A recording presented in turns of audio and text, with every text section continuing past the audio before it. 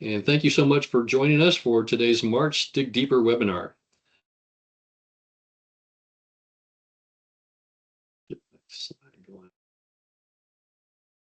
Go. Stuck. Next slide. Okay, there we go. I had to find my mouse on the right screen. So before we begin today's webinar with our guest speakers, I have a few announcements to make from IGSPA. So this is our second Dig Deeper for the year. We had our last town hall in January, but if you'd like to speak at one of these webinars, we're accepting abstracts, and we're also having advertising available. So these are recorded, and any sponsorship advertising that is done during them stays on the recordings and will be promoted for future viewers that may watch the recording and presentations later. Just go to igspa.org to our training and events calendar link, where you will find the abstracts and event dates there. Please contact us if you'd like to advertise or submit an abstract. Now is our annual conference is coming up here in just a couple of weeks. So as you can see on this slide, this year's conference is fully in motion, and we want everybody to save this date.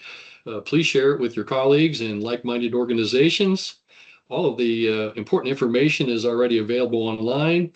The registration, hotel details, sponsorship, opportunities, exhibitor information, and presenter tracks, they're all accessible on our website. So I want to encourage everybody that's attending here today, if you've not gone to look at our conference and what we're doing, please visit the IGSPA website to secure your reservation and review the presenter details there. And it's going to be a great conference. It's usually our biggest opportunities of the year to reconnect the geothermal community, industry members, and our partners. So we want to invite everyone to reach out. If you have any questions about participating or the logistics, if you'll send an email to info@igspa.org, we'll try to reply back and get you the direction you're looking for. And we're looking forward to seeing many of you there. Before we move on, though, I really want to thank all of our conference sponsors. We really, truly appreciate your support, and we've had a fantastic response this year. We now have several sponsorships still left available. So if you're interested in being an IGSPA conference sponsor, we have 2 gold sponsorships still available, 6 silver sponsorship openings, and 4 bronze sponsor spots available yet. So if you're interested in any of these, please reach out to us right away. There's still time to get your company name listed as a sponsor for our events, and we would greatly appreciate it. We're also happy to announce that our exhibit floor space is now sold out. So if you are interested in participating this year, they've all been sold. You'll see that on our website. But we are taking reservations for next year. So it's not too late to plan for next year's event. If you want to get in as an exhibitor, please reach out to info@igspa.org right away to get on the list for the 2027 conference. But we've already filled the floor spaces we had for this year's conference. And so that's pretty exciting. Next thing I want to highlight is another important collaboration. IGSPA is working in partnership with the Heat Pump Technologies Program, or the HTP, for the 15th IEA Heat Pump Conference. This is a technical and research conference, and it will be held May 26th through the 29th in Vienna, Austria. It's being organized by the Australian Institute of Technology, and it's another great way and opportunity to connect with the international heat pump community and be part of a global conversation around heat pump technologies. So if you're by chance in Austria this year in May, that's another opportunity you could stop and check out. We have a technical conference over there with those folks in Austria. The next announcement for us would be our IGSPA database. One of the advantages of being an IGSPA member is you can help us build an industry database to assist the industry and the public. Please consider adding your projects and details on our member directory with the different case studies you may have. We are getting a lot of inquiries around the world for where systems are installed, and a database really helps us connect people with those kind of locations. so that they can use it for referrals and sales and just general information about them. So we do have that database. Please check out our website, and you can submit your projects to us. We would love to host them so that it's a nice central spot for folks to find more details on geothermal heat pump systems. Next, I mentioned about our Geo Outlook magazine. It's back and it's now online, plus all the back issues. You'll find this on our webpage under the media link. This is something that everyone is always interested to read, and even the past magazine editions are well read. So be aware of that, where to find it. And if you're a member, you probably get emails about it when it comes out. We're also accepting articles and ads for the upcoming next edition now. So if you would like to submit articles or buy an ad for that, this is something that stays online as long as we have the websites up. So please reach out again to info@igspa.org for the details. We're also providing CEUs for those of you attending this live session today. Please use the chat or the Q&A message today to request CEUs for today's webinar. And if you're watching this recording of this webinar later at a different date after the live event, you're going to need to use the webinar code that you see here on this screen. So if you email that to IGSPA, you can request the CEUs for watching the recorded version of our webinar today. So there's a couple ways to get the CEU credits. All right, so moving on to just a last few housekeeping items that we should talk about. Just type your questions or any comments in the chat or the Q&A area. And the webinar facilitator is going to try to field them for the speaker at the end of the presentation. And if we don't get your messages today, we'll do our best to get back to you as soon as we can after the event. This will be a recorded session, so you'll be able to view that later on. One more housekeeping item is showing the Q&A area. So the screenshot here is showing you where to find the Q&A on your menus, and some things you might need to do if you're having difficulty using the chat.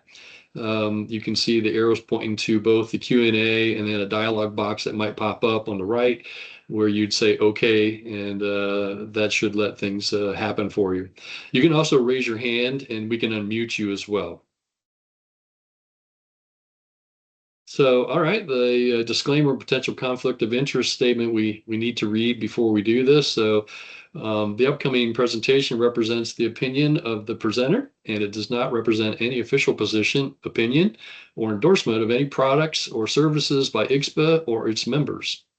The IGSPA town halls and Dig Deeper webinars are for member updates and education on the latest information in the geothermal heat pump industry and are not meant to endorse one technology or brand over another. It's the presenter's responsibility to disclose any conflict of interest or position that may arise in the content of the webinar. So with that, it's my pleasure to introduce our speakers today. Michelle Rogers. Michelle, feel free to share your screen whenever it's convenient for you. And Michelle is from Enrotech Geothermal.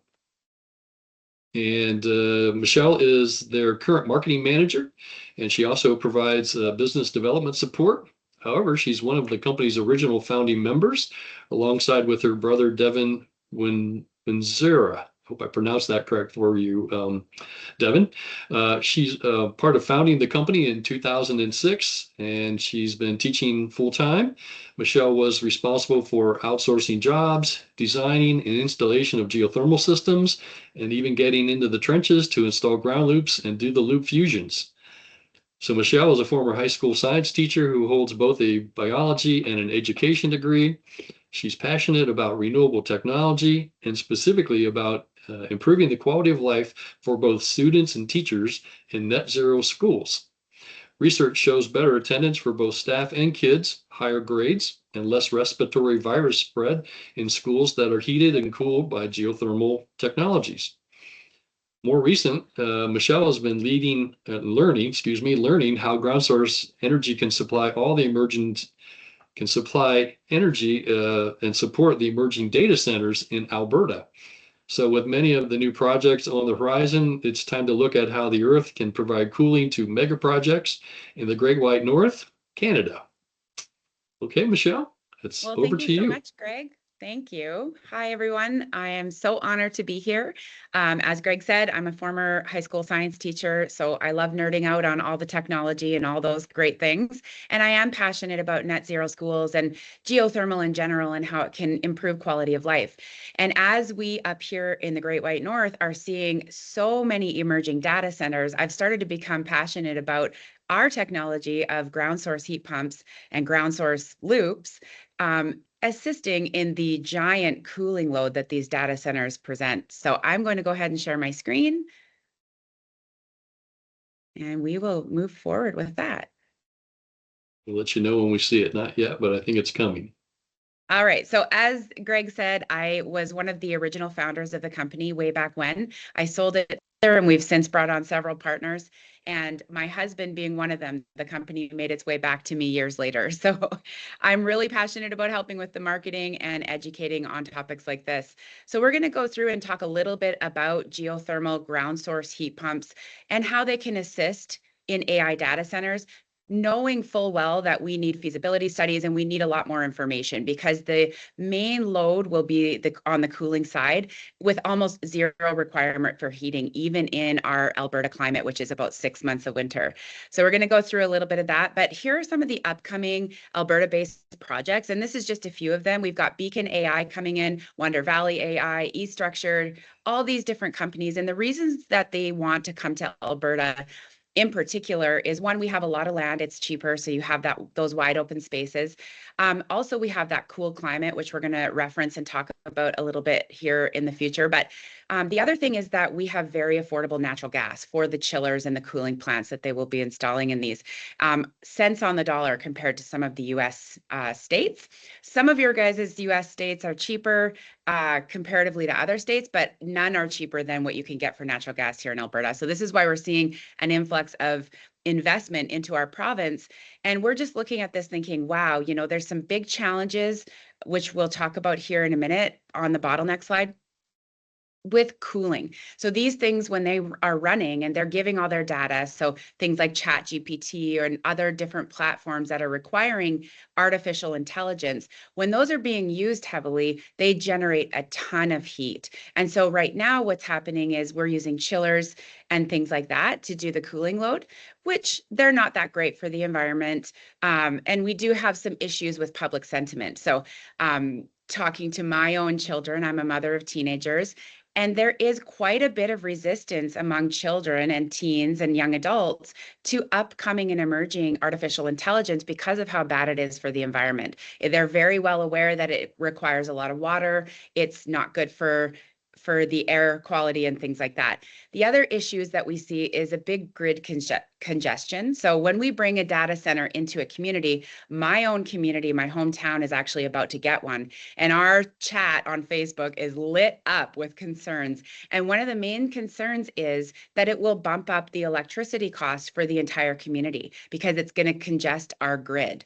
And so when you think of that, you'd think everybody would want an AI data center near them because all of the jobs that it creates and the opportunity. I mean, it's exciting. However, what we're seeing is that they're electricity pigs, so to speak. And so they're taking from the grid. And what that does is it puts up our regular cost of electricity for things like our hospitals and places that are used to getting their electricity to at a certain value. So I love to look at, well, how can geothermal support this? And how can we utilize the energy in the earth on the cooling side so that we can support this, so that we're not just guzzling that electricity, so that maybe we can be excited about an AI data center coming into a community to create those jobs and, have that great infrastructure that's going in. Some of the other bottlenecks for these big data centers are, other than public sentiment, which I've talked about, is the carbon penalties. So they're going to be paying all of these fees for the carbon footprint that they have. Just flip to the next slide. So some of the solutions. So we're going to talk about geothermal as a cooling infrastructure. So what that will give us is a stable thermal energy source. As we know, we're going to have a flatter energy cost curve. With those ground loops, as you guys know, we get 100 plus years on that. So that's a cash flowing asset for the data center, or the county or whoever ends up funding these ground loops can own that. And then, there's all kinds of geo-utility possibilities there as well. And it shows a commitment to the environmental sustainability because, public sentiment is an issue for them.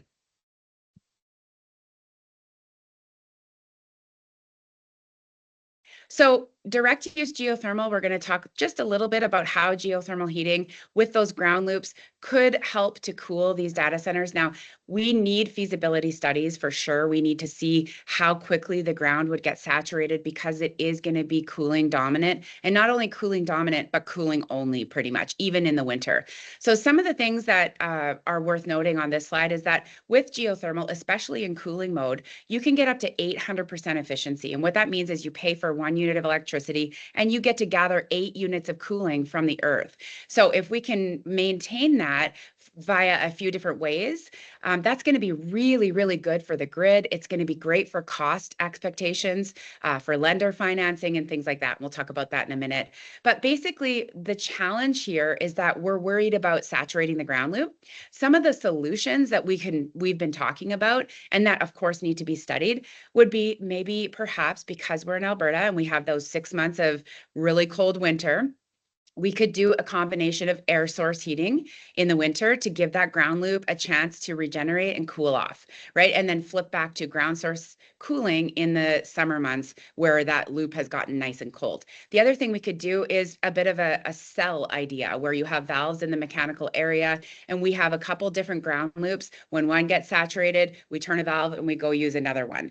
And this provides so much opportunity because actually the drilling here in Alberta can be really good, really great heat exchange. And it would be nice to have all of those different cells in operation.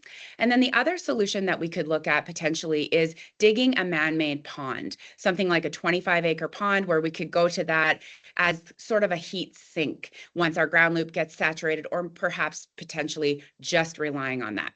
So some of the technologies, there's one data center in Virginia right now that's actually piloting out geothermal for the cooling. And what they're doing is they're actually tapping into an aquifer below an old coal mine. And in Alberta, we do have some of those opportunities as well. In Canmore in particular, we can do an open loop system where we tap into that aquifer, we take heat or we take cool, and then we dump it back into another well when we're done with heating or cooling the building. So that's potentially something we could do in places that have the right aquifer for it. And if not, we could look at digging that 25-acre pond or more as a heat sink. The cool thing about geothermal, as you guys know, is that when we're dumping all this heat into the earth or into the pond, we could have a potential for harnessing that heat to actually heat nearby buildings. Now, they have to be pretty close, so we would have to look at some technologies to basically store that heat, but that would be a great opportunity to take that and use it to heat hospitals and things like this that could use that. And it would be next to free because we're just taking it out of these data centers, dumping it into the pond or dumping it into the earth, to be able to repurpose it. We always say that the earth basically functions as a giant battery for us, and it stores that heat that we take out of our properties in the summer, and then we can utilize that in the winter. Well, if these AI data centers don't need to utilize that ever because they're always cooling dominant, well, then wouldn't it be cool to be able to maybe support some low-income housing or some schools or some places that could really use some affordable or free heat? So the opportunities there are great. Up here in Alberta, we have a coal mine. It's called Sheerness, and it's over by Hannah, Alberta. And they currently utilize the cooling potential of the lake there. And if you ever drive by in Canada, as you guys know, especially in Alberta, we get basically, I don't even know what this converts to in Fahrenheit, but we get minus 40 degrees Celsius winters. And that's not all the time, but we'll get cold snaps like that. And if you drive by Sheerness, you'll see the lake never freezes because the coal mine is utilizing that cooling potential and capability. And so that lake always has steam coming out of it. And that's much what I would envision with these data centers if we're digging those man-made ponds, is that we would have that big heat sink. And when it's saturated, then we could go over to a ground loop, and then maybe we could transition to some air source heat pumps in the winter months that obviously could harness the very, very cold air into the buildings. So I do think that geothermal could provide almost all of the cooling requirements for these data centers. And again, we would need to do some feasibility studies here, but I think it's worth looking into because we are going to be able to recycle and have a reciprocal relationship with Earth and not just constantly taking and taking and taking with these chillers. The other thing with the chillers is that they are very expensive to maintain and run. So one more quick slide. This is not something our company specializes in, but this is something that is possible as well, is basically providing the electricity from deep, deep ground source loops. Now, I think we're talking about 1 to 2 kilometers here, and we're going to be tapping into the core heat of the earth. But we do have a couple of companies up here in Canada that have already been piloting some of this. We've got Terrapin, and they are generating clean baseload electricity heat from waste heat of other places. So that's one project that's already on the go. And then we have Ever Technologies, and they have done a closed U-shaped ground loop that's deep, really deep down into the earth, and it's generating electricity actively right now. And in 2 years, it was able to generate over 11,000 megawatt hours of thermal energy. So we can power these with the earth, and we can also cool them with the earth. And just imagining that one of these data centers could be net zero is really exciting, because I think this is one of the biggest concerns. And I know that I've watched a lot of different videos on it, and we're racing to keep up with countries like China, who is really winning the race with artificial intelligence. And why that's important is because this is technology that's feeding our militaries, our defense, helping us have the cutting edge drone technology and things like that. So it's not a race that we can sit back on. We do need to keep up with these data centers, and we do need to be at least on par with what countries like China are doing. But we are very concerned about the carbon footprint and what that is going to do for our environment. So having geothermal come in and help give that balance to this emerging industry is pretty exciting. So traditional cooling risks, well, they have big utility price volatility, especially because some of their highest consumption is going to be during the day, during those highest hours where other people are also using electricity. It's not like they can just generate the artificial intelligence at night while everyone sleeps, because it's while everyone's using it. So they have a really big operating expense instability, which lenders don't like because they don't know exactly what it's going to be as that data center goes from starting to fully operational. Of course, there's going to be grid congestion. We've got a chiller plant capex, which is astronomical. I'll talk about that in a minute.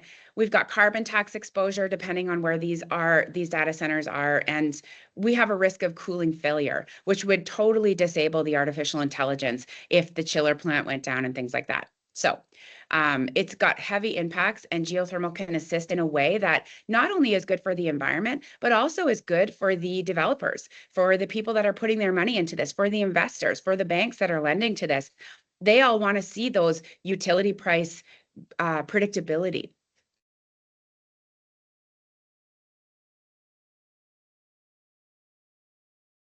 Okay, so the capex of a chiller plant is anywhere from 900 million to 1.5 billion, which is actually crazy. But they also account for 30 to 55% of the energy consumption in the data center. They require 10 to 25 million in annual maintenance, and they only last 15 to 20 years. So I think we can really come in and support that with geothermal. So a little bit about our company. Why would be someone that could go in and help these data centers in Alberta? Well, we've been established and been experts in the space for the last 20 years. We've got 20 years of geothermal experience, but probably about 60 to 70 years of combined experience in the industry. We're family owned and operated with over 350 installs since 2021. We do a lot of our own drilling. We just purchased a geothermal specific rig, which I'll talk about in a minute. So that's in-house. It allows us a lot of flexibility with our scheduling and prioritizing projects of this scale. And we've been a trusted partner for commercial, institutional, and Indigenous geothermal projects for years. So the Envirotech Advantage, just talking about our wonderful, beautiful rig that we just purchased to do our own drilling. We're fully vertically integrated, and our rig is set up for Alberta drilling and geothermal drilling in particular. And as you guys know, when we're doing geothermal drilling, not only do we need to drill through some really gnarly conditions, sometimes it's sand, sometimes it's caving in, sometimes we have to use casing, but we also need to be able to push pipe down and then grout that hole. So it's so different than just say water well drilling or something like that. And this drill that we have, the GT60DD, is capable of all kinds of amazing things. It can drill up to 3,000 feet a day. I don't know if you guys know much about this rig, but we're very proud of it and very excited about what it has already done. And even in some of the worst drilling conditions in Alberta that we faced last year, with casing almost all the way down, we were able to drill very, very quickly. So 1,000 feet per day on average is going to help us assist these data centers in a really meaningful way. Here's a couple of the projects that we've already done. As I said, I'm very passionate about the net zero schools. And when ground was broken on the Beaver Lake Net Zero School, this is the first net zero school in all of Canada, the chief was emotional. And the reason being is because obviously youth needs to be supported, especially in Indigenous communities. And when we see a school going in that's not only going to be heated by the earth, but also cooled by the earth. We see those research studies that improves academics, it improves attendance, which is so important, keeping kids in school. And then it also improves attendance for teachers and then reduces respiratory viruses. So that improves attendance. We were very proud to support and provide all of the geothermal drilling and installation on this project. So this is a net zero school. And then we have the Frog Lake Intervention and Healing Center. This is a horse and an equine healing center. And again, the research around how this is going to support the healing and recovery rates is phenomenal. And then we have our Stepping Stones Crisis Center in Cold Lake as well. And again, we have people that are coming here in trauma situations and they need a safe place to land. And we love that we can give that climate predictability and that nice environment for them where it's nice and cool in the summer and it's nice and cozy in the winter. And at least that's one of the less concerns that they'll ever have to have is coming into this beautiful space that's heated and cooled by the earth. So just back to the financial impact of geothermal, we are seeing a huge dramatic improved DSCR. And that's just the debt service ratio. So when we can help the banks understand that that utility cost when it's coming from the earth is going to be flat, it's going to be predictable. We know what it is because we're only paying for 1 unit of electricity. We're getting 8 from the earth. We're going to see a lot more lender confidence with that. So with traditional cooling, it's highly volatile. That carbon tax escalation is an issue. Grid pricing instability, because as we know, once they get going, the cost of electricity for everyone in the area goes up, and declining public sentiment as a result. But when we look at the geothermal cooling infrastructure, we have that flat energy curve. We have no fuel combustion if we get it fully net zero, and predictable long-term costs. And that just improves that public confidence, especially in Alberta, with these AI facilities. Okay.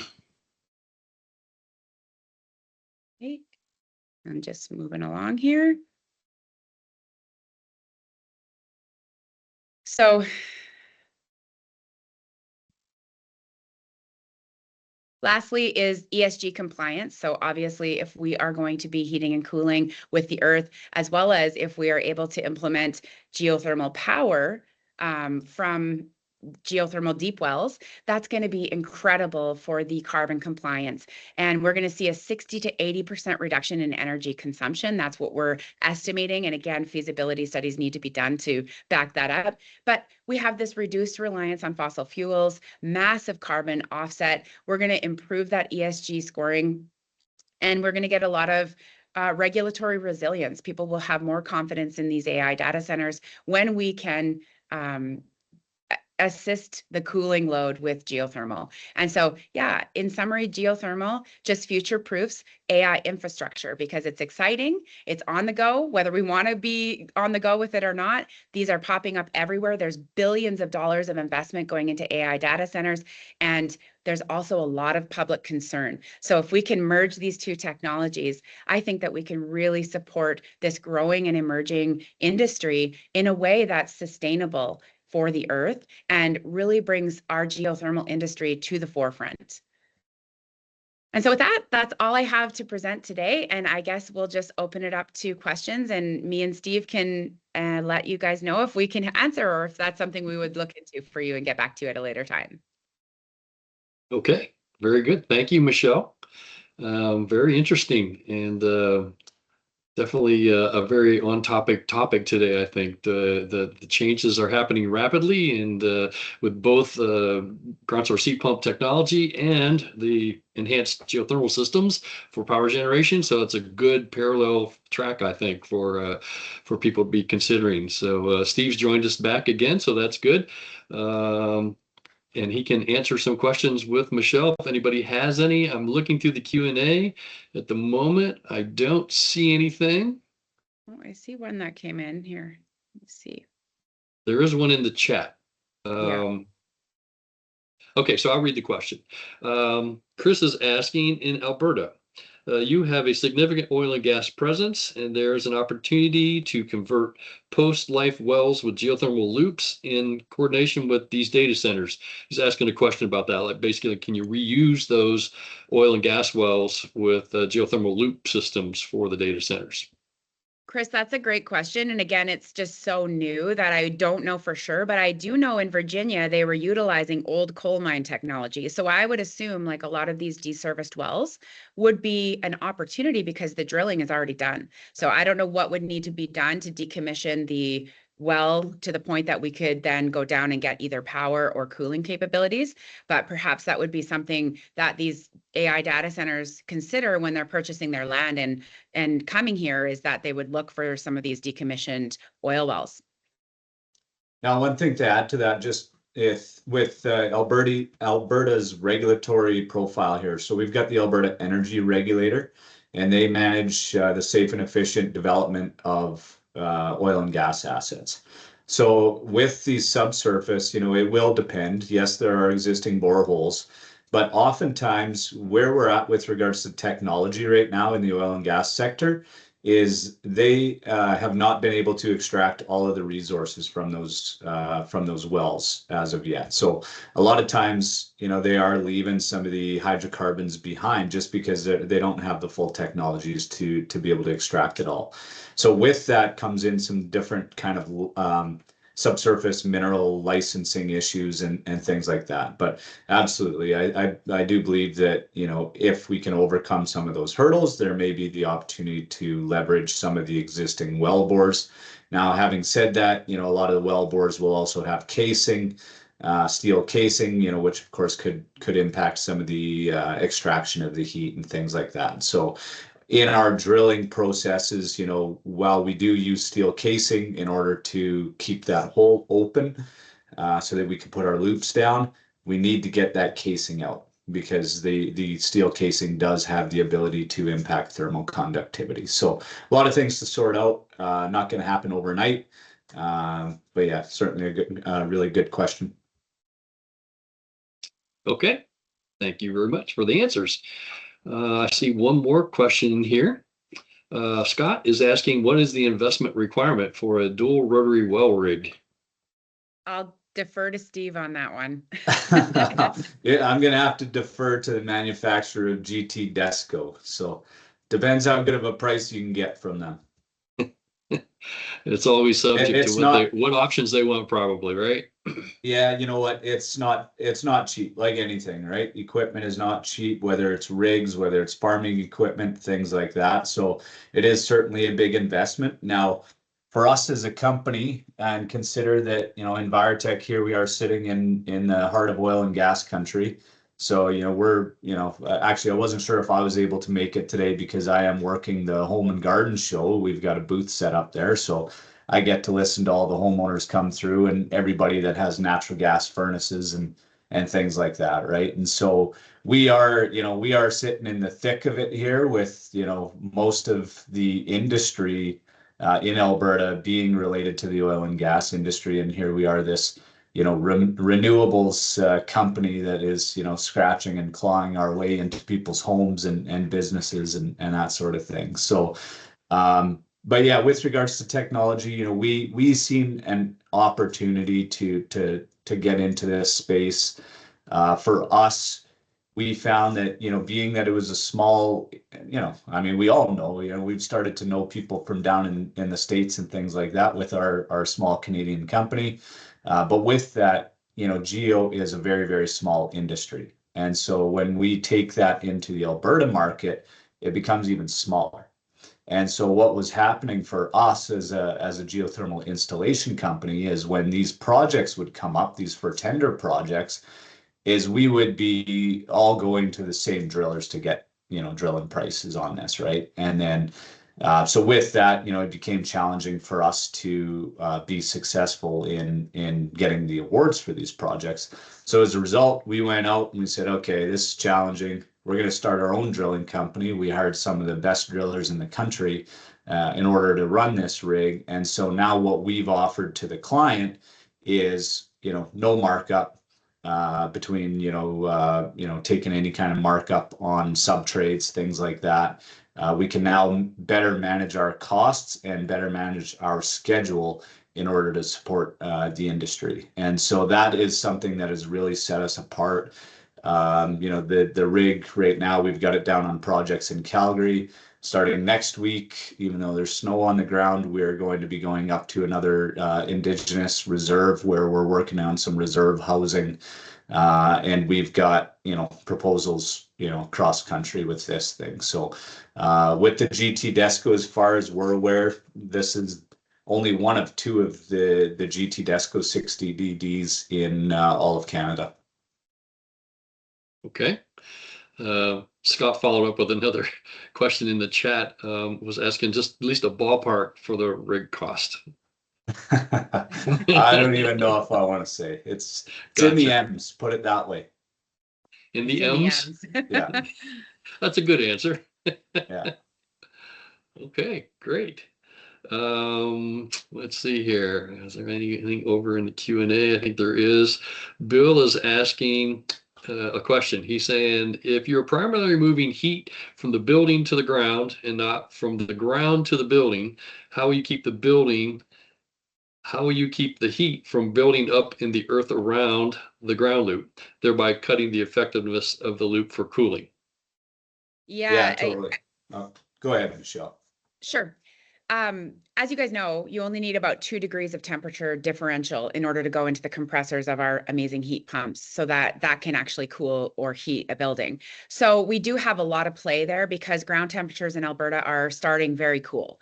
And then we also get our winters, which drives down frost at least 7 feet. So horizontally, that's really a help as well.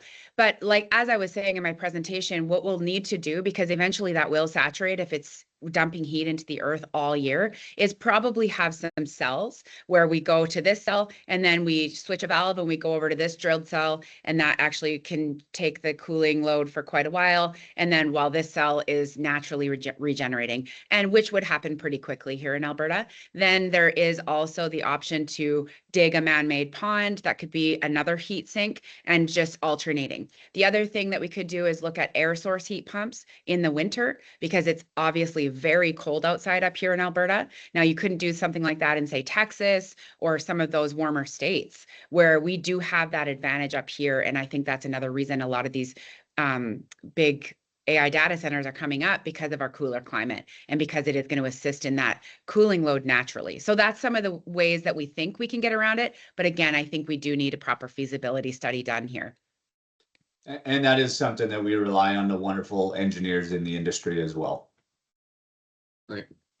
Yeah. So I think the answer really is it depends, but typically a good design is going to foresee that and be able to work around that. So they may work up with, like what Michelle was saying, a couple of different options for cells to switch over and let them have rest periods and then swing back over, or do a hybrid situation, something like that. Or I would add to that, I think the thermal energy network opportunities are really high for these if they're within close proximity of an urban area that could use it, right? That would be another good application. So certainly something to think about.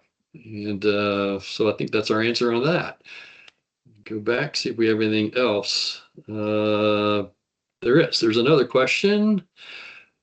Brett is asking, are there examples, existing implementations of data centers being harnessed or used by nearby heating of buildings or water preheating for neighborhoods? It seems that residential communities are most concerned about the new data centers, but if we already have cases of beneficial heat transfer for nearby communities, that may help acceptance of data center development and heat recovery systems. As far as I know, there's no examples of harnessing the heat and repurposing it. I do know that Virginia is just in the process of trying a net zero data center using the aquifer in that coal mine, and then also utilizing geothermal power. And that one's just under construction. So we're just at the beginning baby stages of this AI war with the world, like trying to keep up and trying to get enough AI in North America to keep up with the military defense reasons and things I referenced in my presentation. But once Virginia comes up and is net zero, I do hope that we get some of these research or feasibility studies on how can we harness this heat, because there's going to be just a tremendous amount. And if we are able to put it into a heat sink with geothermal technologies, rather than chillers just getting rid of it into the atmosphere, we do have the potential, like I said, to heat schools and hospitals and low-income communities. I mean, I get goosebumps thinking about how we can support our lesser fortunate and support our social services with these technologies. So I think it's up and coming, but I think we're just at the very beginning of it. And Michelle can speak to this from her education background, but a lot of the schools around here, I mean, for us in Alberta, they were built back in the 70s under, who was one of our most notable premiers that did a lot of good things for the province. But through that is a lot of red brick type school. Government refers to them as red brick because that's the material that they used back in the time, and that's why a lot of the schools all look the same. But many of those schools do not have cooling.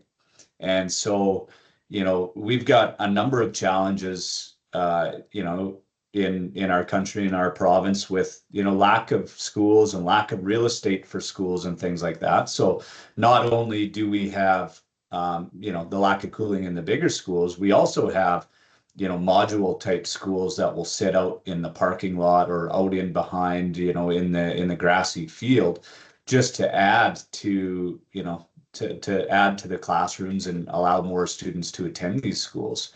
I even know with, my kids that were in a daycare, it was a little module building and it was uncomfortable, and so taking advantage of geo for both the heating and the cooling, is going to bring, it's going to allow more teachers, even we've got friends and families that are teachers, and they're looking for the nice new schools that are being built, right? They're applying to those new schools because they want to be in the comfortable environment. I mean, who doesn't enjoy, being in that? So that's going to drive, people, and especially, the way that we're seeing the education system and things like that now is a lot of people, some are taking their kids out of schools because of the climates of these schools and things like that, or some of the political things that are going on behind the scenes that, is very, very tough for just anybody to get a hold of. But if we can start to influence the climates inside of these schools, I mean, it's going to be a much more positive environment for the next generations. Mm-hmm. For sure.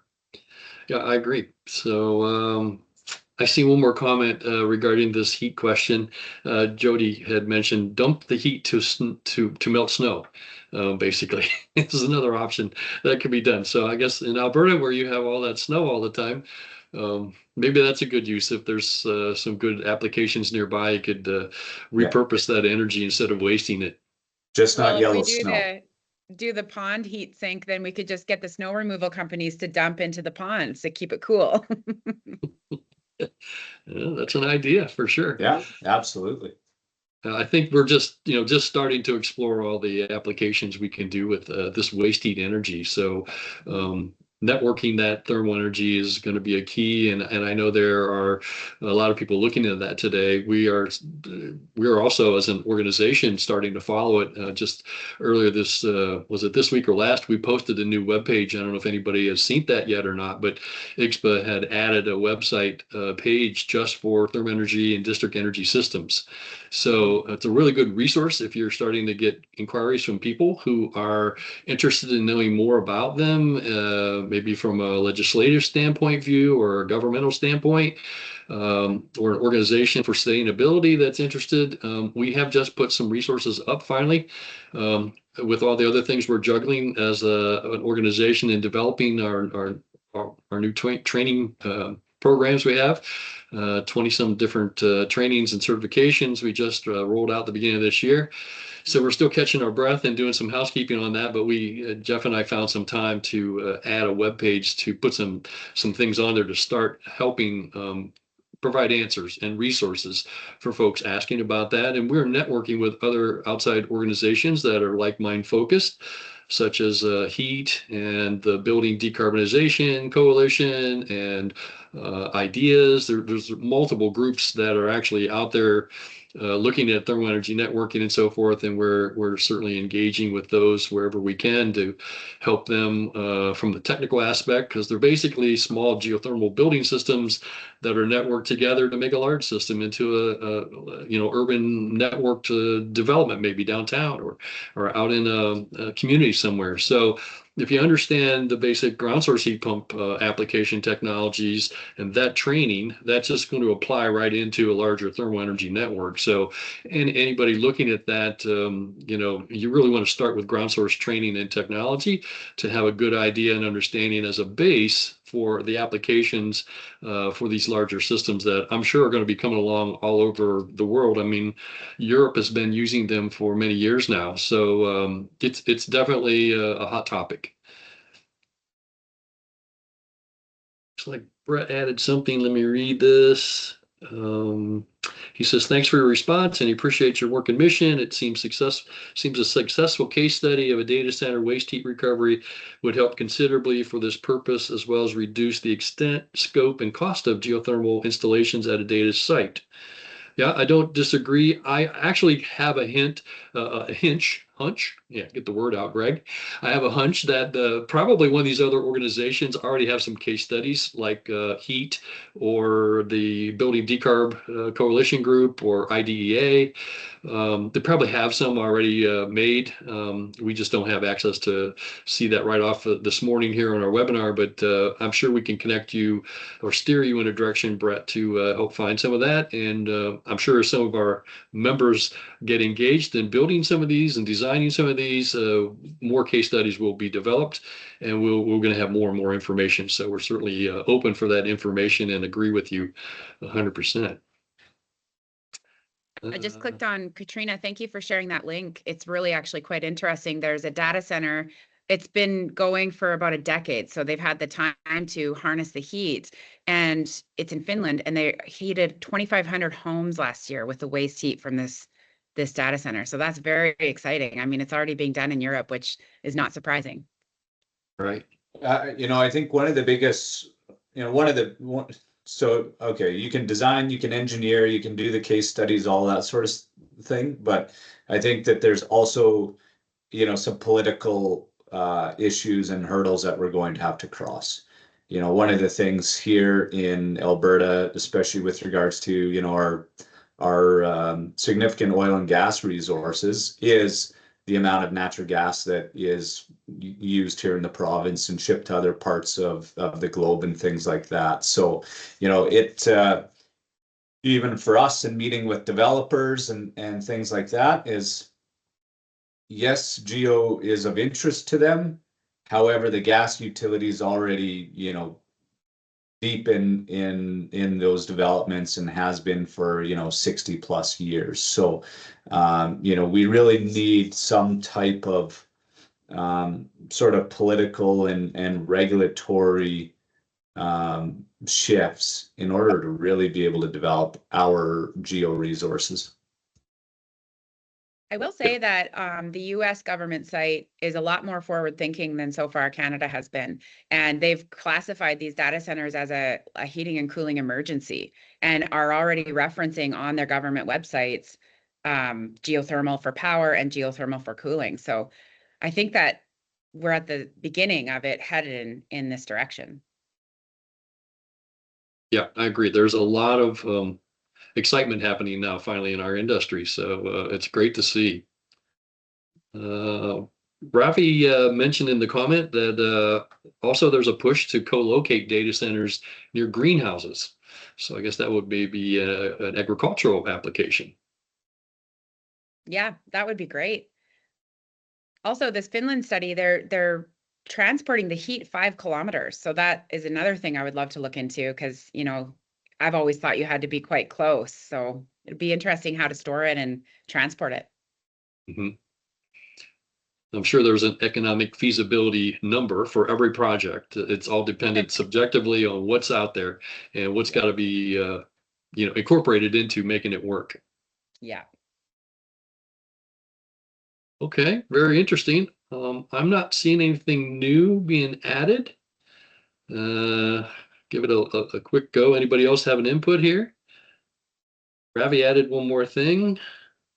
Iron Mountain Data Center in Pennsylvania is located in underground, and it uses an open loop cooling using an old mine with an underground lake. So Okay. very similar. Thanks, Ravi, for that contribution. Well, I think this has been very interesting. Not seeing anything new, so I think we'll end a couple minutes early today and give a few minutes back to everybody's Friday. But thank you so much, Michelle, for your presentation, and Steve for your contribution on comments and questions that came along here today. And I'm glad you were able to kind of loop in here and make it with us. So this has been a really good webinar. Thank you, everybody, for attending. Prepare for our upcoming conference here in just a couple weeks. Really looking forward to seeing everybody over there that can make it. It's in St. Charles, Missouri, just outside of St. Louis, Missouri. So really close to the airport. So if you could make that, there'll be a lot more networking there, I'm sure. Thanks, everybody. Have a great day. Thank you. Thank you.